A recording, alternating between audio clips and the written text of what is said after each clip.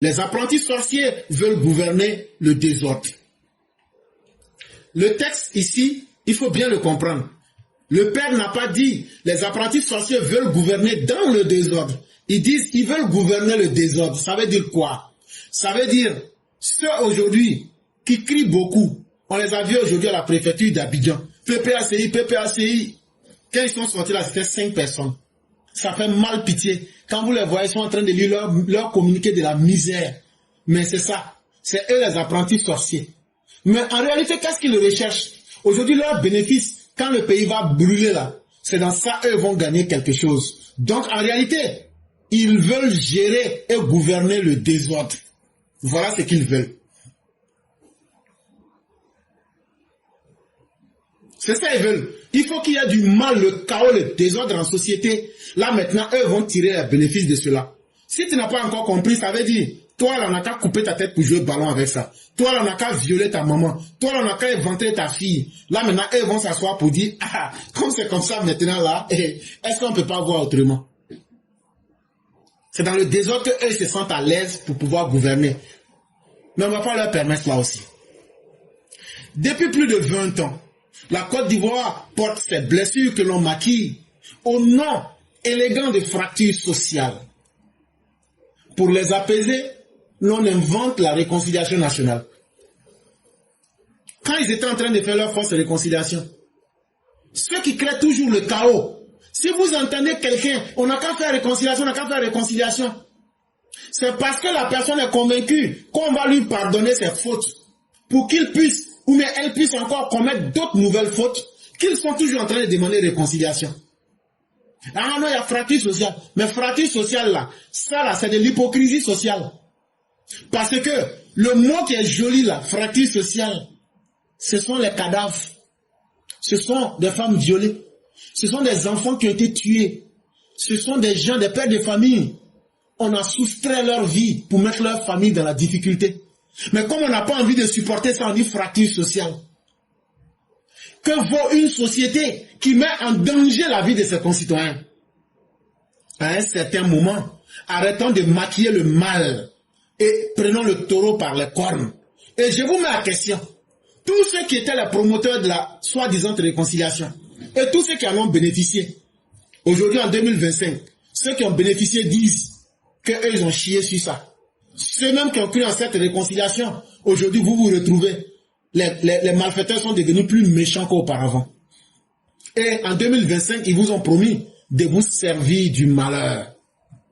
Donc lorsque nous vous interpellions, ce n'était pas parce que nous étions contre la réconciliation, mais c'est parce que le modèle choisi n'était pas bon. Et les personnes qui ont été choisies n'étaient pas les bonnes personnes. Et la méthode qui a été, le mécanisme qui a été choisi, c'est un mécanisme qui ne pouvait que nous amener à répéter les mêmes mots de notre société.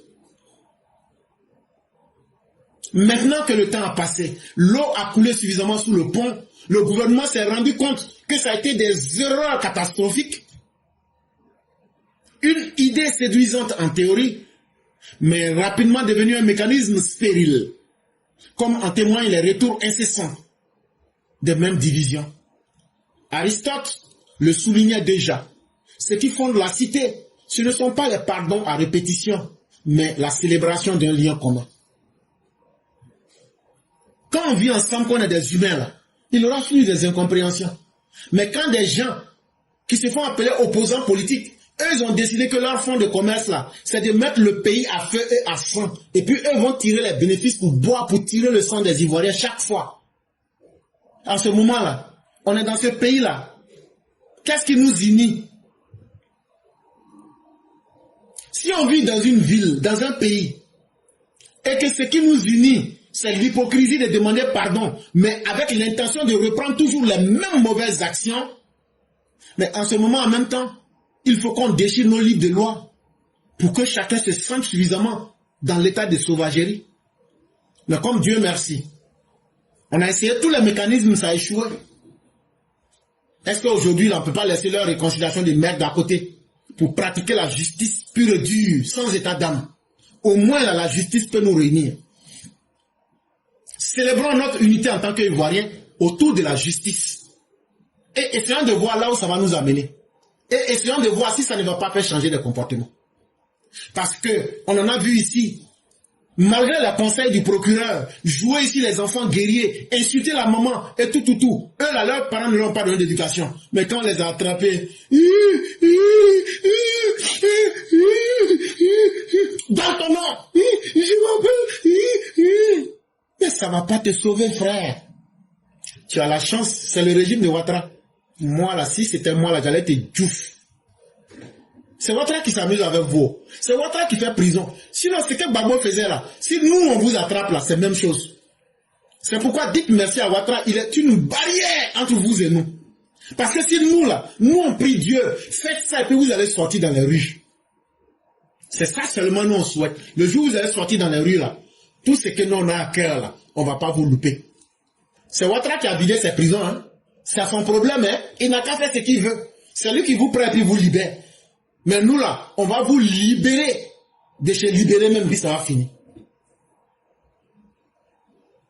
Exit les câlins, place à la loi. Maintenant, le gouvernement s'est réveillé de sa léthargie. Ils ont compris que quand on fait une répétition d'un même modèle qui ne marche pas, il faut changer de méthode. On ne va pas continuer à gouverner le désordre perpétuellement. Et donc là, on caressait les opposants, on fait des dialogues politiques, on leur fait du café, on leur donne des croissants, d'autres même demandent à manger du petit pois avec du poulet. Tout ça là, c'est fini maintenant. Il est temps de remplacer ce fonctionnement symbolique par un fonctionnement où l'union est une exigence des institutions démocratiques de l'État, contraignant, armé juridiquement et assumé politiquement. La réconciliation regarde dans le rétroviseur. L'union, elle, fixe l'horizon. Il s'agit d'un chantier sérieux. Pas de discours creux, ni de petits gestes pittoresques, mais une institution qui impose le respect de la République. Aujourd'hui, on est arrivé là. Il n'y a pas de modèle de connerie que quelqu'un n'a pas essayé dans le pays là. Si on n'est pas fatigué de conneries là, maintenant on est arrivé à un moment où on va essayer, est-ce que nos institutions là fonctionnent correctement? Votre merde de réconciliation que vous avez prôné dans le vide et dans l'hypocrisie, vous vous êtes réconciliés, est-ce que vous avez changé vos comportements?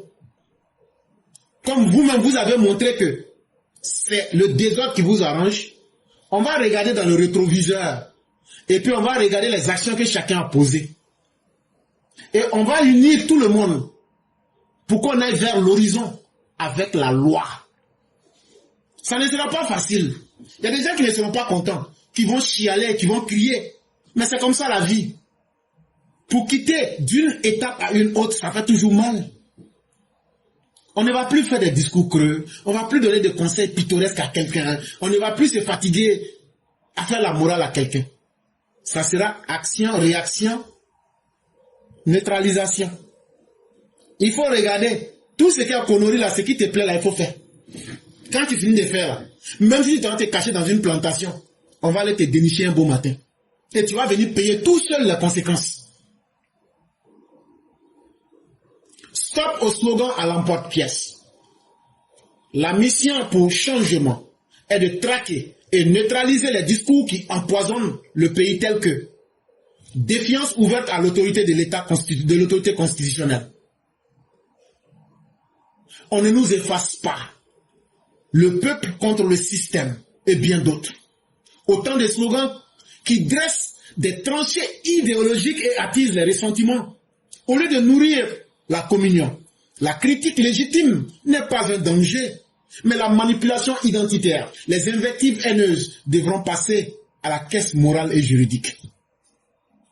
Hey, moi-même là, est-ce que je n'ai pas critiqué le président de suite avec sa femme? Mais est-ce que vous avez entendu, j'ai insulté? Est-ce que la critique que j'ai faite, je n'ai pas donné les raisons?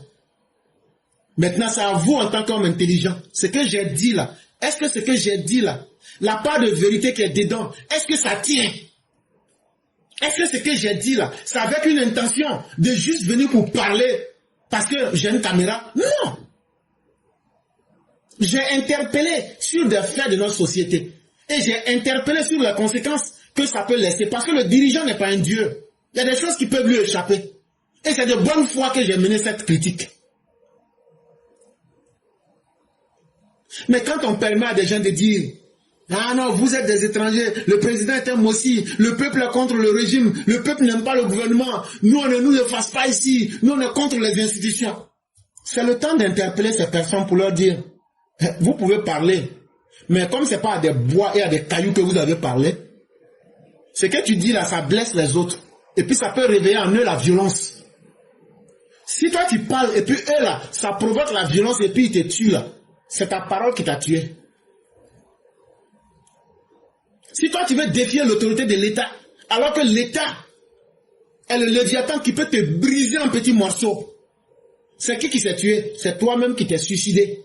Parce que faut être l'homme le plus bête pour aller s'attaquer à un monstre qui est 10 fois plus fort que toi. Quand on voit des slogans qui sont faits pour diviser les Ivoiriens, est-ce qu'il n'est pas temps qu'on puisse inviter ceux qui tiennent ces propos à la caisse de la moralité publique et devant les tribunaux? Quand on voit des gens qui se sont spécialisés en détecteur de nationalité des gens, est-ce qu'il n'est pas temps de mettre fin à tout ça? Parce que la manipulation identitaire, les invectives sur la base de la haine, si notre société, si nous nous mettons fin, c'est ça qui va nous conduire tôt ou tard à un génocide. On s'amuse. Et quand on dit ça, ça fait peur. Mais le génocide rwandais ne s'est pas passé en un jour. Ça a été préparé dans les esprits. Les manipulations ont été exacerbées, ont atteint leur sommet le plus haut. Et un jour, on s'est retrouvé dans les actes. Et il est temps que l'autorité ivoirienne puisse montrer clairement la position de l'État et les instruments juridiques aux citoyens pour dire, si quelqu'un te traite d'étranger alors que tu n'es pas étranger, voilà ce que tu peux faire contre la personne. Si on met le citoyen en confiance, qu'on lui explique tout ça correctement, et qu'on applique cela, et que les gens voient que c'est rentré dans la vie commune, vous allez voir, ça va cesser. Vous pensez qu'il n'y a plus de racistes en Occident? Vous pensez qu'il n'y a pas de gens qui détestent les Noirs aux États-Unis? Même jusqu'à la fin de la terre. Mais ta haine là, tu vas cacher ça. Et puis tu vas mettre ça à l'intérieur de toi. C'est dans ta chambre là-bas que tu peux exercer ça. Si toi tu es un blanc, tu dis à un noir nègre, si on t'attrape pour ça là, tu vas payer le prix tout seul. Alors que le juge même qui te juge là, lui-même il est un raciste. Mais il n'a rien d'autre. Parce que la loi s'applique. Et c'est ça la force des institutions.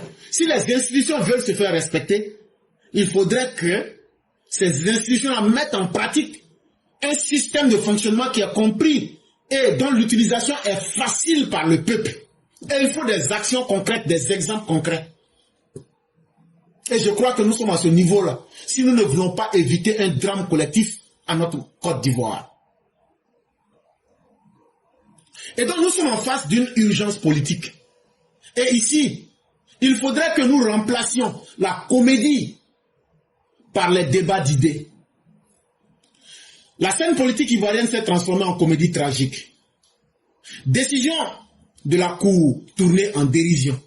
Candidature extravagante au mépris des règles. Accusation de fraude sans preuve. La mise en scène dramatique de l'irrecevabilité ou du déni de l'autorité. Et qu'est-ce qu'on ne voit pas en Côte d'Ivoire? La Cour constitutionnelle, qui est le dernier rempart, donne une décision. Des gens viennent nous dire, on s'en fout de cela, vous savez, hein, bébé, voilà. C'est en Côte d'Ivoire qu'on voit toute forme de conneries, des candidatures extravagantes, des candidatures dans le mépris. On accuse les gens. Hier soir, qu'est-ce qu'on n'a pas vu? Des gens comme les Toby et autres qui sont allés pour falsifier des documents. Que non, voilà ici le parrainage, voilà. Pour discréditer les institutions. Des gens qui font semblant de ne pas savoir ce que c'est que le rejet et l'irrecevabilité, qui sont dans le déni même de l'autorité. Tout ça pour créer la confusion. Mais moi je l'ai dit simplement, moi j'aime aller vite à la conclusion. À partir du moment où la Cour constitutionnelle a dit qu'il y a des gens comme Laurent Gbagbo, comme Assalé Tiemoko, et comme bien d'autres, on fait des faux numéros de carte d'identité. On fait des faux numéros d'électeurs. Est-ce que la logique n'aurait pas voulu que le procureur se saisisse de cela pour les inviter à s'expliquer. Mais il y a toujours cette faille morale qui manque dans notre justice. Ah non, mais si on fait, les gens vont dire que c'est du règlement de compte. Mais vous n'allez pas attendre aussi que les élections finissent. Si moi je m'avais braqué une banque, si je ne me fais pas abattre, je me ferai arrêter, je serai jugé. Mais pourtant, ce crime que je fais, c'est du faux contre la société. Autant que ceux qui ont falsifié les numéros de carte d'électeur. Autant que ceux qui ont falsifié les numéros de carte d'identité. Mais comme eux sont des politiciens, vous leur donnez toujours du temps. Parce que vous pensez que vous, à votre tour, eux vont vous pardonner. Mais vous vous trompez vous-même et vous vous trompez gravement. Ce que vous avez en face, c'est des inconscients notoires. Et le jour qu'ils vont vous avoir là, ils vont jouer ballon avec vos têtes. Ce que vous n'aimez pas entendre là, moi je vous dis ça. C'est vous qui vous amusez avec cela. Mais vous les gens du RHDP là, s'ils vous ont attrapé là, ils vont jouer ballon avec vos têtes. Amusez-vous. Non, on va laisser comme c'est ça, on ne va pas dire que c'est règlement de compte. Mais quelqu'un qui a fait du faux, quand on l'interpelle là, on le met devant les structures pour qu'il explique. Mais quand cette personne sabote les institutions et veut même nier l'autorité de l'État en faisant produire des documents pour dire que c'est l'État qui est dans le faux. Si on avait été dans la suite logique pour dire comme on a constaté qu'il y a du faux, venez vous expliquer devant l'autorité, ces personnes-là allaient apprendre leurs leçons sur le champ. Dans ce brouhaha, le citoyen n'est plus guidé par un récit commun, mais sommé de choisir entre deux dogmes irréconciliables. Le mécanisme de l'union prôné ici serait le gendarme du discours et l'éducateur du civisme pour encadrer la parole. Promouvoir l'histoire commune et mettre en lumière des figures citoyennes exemplaires, éviter les simples mots doux. Il faut des fondations solides pour une démocratie qui ne vacille pas. Et donc la question qui nous revient, c'est quel monde nous voulons construire? Est-ce qu'on veut construire un monde où chacun a sa part de vérité, où les opposants ont leur Côte d'Ivoire avec leur vérité? Mais si c'est ça, là, ayons le courage, ça veut dire que l'autorité a échoué. Si c'est les opposants qui vont créer leur propre monde, leur propre Côte d'Ivoire, avec leur propre dogme, avec leur propre mentalité, leur propre comportement, alors que nous sommes dans une nation, c'est que l'autorité de l'État a failli. Ça veut dire que Alassane Ouattara et son gouvernement ont échoué à éduquer la population ivoirienne. Parce que être au pouvoir, c'est une capacité, une confiance que nous vous accordons pour essayer de réduire les tensions entre les populations, pour essayer de réduire au maximum possible les points d'incompréhension. Ne pas le faire est une irresponsabilité de l'État que vous incarnez. Les opposants ne peuvent pas être plus forts que le parti en place. Surtout que si le parti en place veut prôner là où vous prônez l'unité, là où vous prônez l'union, là où vous prônez le développement, là où vous prônez des comportements exemplaires, on doit décourager tous les comportements qui sont des comportements anticonformistes. On ne doit pas utiliser les mots doux pour essayer de faire plaisir à des malfaiteurs parce qu'ils s'appellent Babo, parce qu'ils s'appellent Tantatan ou même parce qu'ils s'appellent Nye. On doit les freiner pour leur dire, vous n'êtes pas plus fort que l'État et vous avez des limites en société. Si des gens comme les Assalés Témoins ne se font pas interpeller pour que leur carabistouille puisse cesser, c'est ce qui fait qu'ils sortent chaque jour pour faire le petit malin. Et ils ont raison. Et c'est l'État lui-même qui devient complice parce qu'il laisse favoriser la mauvaise graine. Il laisse pourrir la conscience publique. Et donc, à ce moment, le pouvoir qu'on vous a donné, la confiance qu'on vous a donnée là, c'était pour que vous deveniez des spectateurs? Je ne crois pas. C'était pour que vous deveniez des acteurs. Et donc, pour que nous ayons une démocratie solide, ça dépend de la capacité de nos dirigeants à ne pas douter des actes qu'eux-mêmes ils veulent poser. Vous les dirigeants là, ne doutez pas des actes que vous posez. Tant que vous pensez que ces actes sont bons et ces actes vont nous aider à devenir une société forte, n'hésitez pas. C'est ce qu'on attend de vous. En somme, la réconciliation soigne les cicatrices, mais l'union construit l'avenir. La Côte d'Ivoire n'a plus besoin de symboles ou d'institutions qui fait joli dans le protocole. Donc, vous, les gouvernants, c'est qu'on va vous dire là. Nous, on n'a plus besoin des jolis mots, réconciliation, Nous, là, on s'en fout de ça. Vous savez, avant, là, nous, on a chié dessus. Aujourd'hui, là, on s'en fout de ça. Nous, on dit, allons à des actions concrètes. Tu as volé. On dit, c'est quoi tu as volé? C'est combien? On dit 2 ans. Il faut aller faire. Alors, on n'a qu'à faire une journée pour aller demander, comme le ministre, c'est ce qu'elle vient de demander pardon. Pourquoi on va les libérer? Est-ce qu'eux, ils ont 2 têtes? Est-ce que ceux qui sont sortis là, eux, ils ont 3 bangalas et puis nous, on a 1? Donc là, ils ne sont pas mieux, personne n'est mieux que quiconque. C'est pourquoi ces personnes doivent être reprises et jugées. Parce que c'est un acte subversif. Si tu as péché par ignorance, tu payes le prix. Pour que ceux qui vont un jour faire la même chose se disent, ah, maintenant il faut se méfier. Avant de faire quelque chose, il faut réfléchir plus d'une fois. Les faux pardons pour jouer la coupeur de route, les intermédiaires, nous n'en voulons pas. Si on a créé des institutions, ce n'est pas à des ministres de saboter ces institutions. Ce n'est pas à des ministres de devenir des coupeurs de route de ces institutions. Ou bien, on a créé ces institutions-là juste pour dire que les institutions existent, ça fait joli, et puis ces institutions ne fonctionnent pas. Nous n'allons pas vous accompagner dans cela. La Côte d'Ivoire a besoin d'une institution capable de neutraliser les artisans du chaos verbal et d'imposer la loyauté républicaine. Donc ce que vous faites, même si c'est un désordre verbal, on doit mettre les mécanismes pour que les gens, avant de parler, remuent leur langue 7 fois avant de parler. Mais vous avez les moyens de l'État. Vous avez aujourd'hui la vérité. Et vous avez le droit de votre côté. Vous avez la reconnaissance internationale. Si vous n'arrivez pas à faire ce travail-là, c'est quel autre gouvernement qui va venir faire ça? Le gouvernement du docteur Ouattara, là. Aujourd'hui, là, les opposants, tous leurs mensonges avec leur bouche, là, ils ont fait ça échouer. Ils sont partis à l'ONU, ça a échoué. Ils sont partis à la Cour de la CEDEAO, ça a échoué. Ils sont partis à la Cour africaine des droits de l'homme, ça a échoué. Ils sont partis à la CEDEAO, ça a échoué. Aujourd'hui, les Ivoiriens même sont déçus d'eux. Aujourd'hui, les Ivoiriens placent une confiance en vous de corriger tous ces mauvais exemples-là avant que vous ne puissiez quitter un jour sur la terre. Mais si vous venez vous amuser à faire du compromis avec ces personnes-là, à tourner autour des problèmes, donc on va différer ces problèmes-là pour les laisser en héritage à nos enfants. En ce moment, est-ce que dire que nos institutions sont capables de neutraliser les malfaiteurs aurait été une réalité? Il faut que nous imposons la loyauté républicaine à tous. Chacun doit respecter la République. Et la meilleure manière de respecter la République, c'est de me dire que, ah, ce que je vais faire là, il faut que je me mette des limites. Parce que ce que je vais faire là, les conséquences peuvent être incalculables pour moi-même. Tant que chaque citoyen ne se met pas en tête, c'est qu'il n'y a rien qui est fait. Or, cela ne peut arriver que quand l'autorité de l'État s'impose pour dire voilà le droit.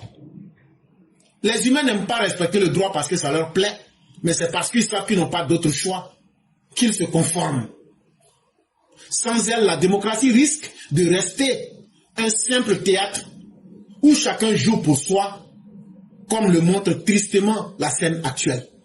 Donc le pays dans lequel nous vivons actuellement là, il n'y a pas de démocratie en Côte d'Ivoire, puisque les dirigeants eux-mêmes ont peur d'appliquer la force de la démocratie qui est dans leur nez. Les opposants, eux qui n'aiment pas la démocratie, sont en train de pervertir les reliques de la démocratie qui sont là.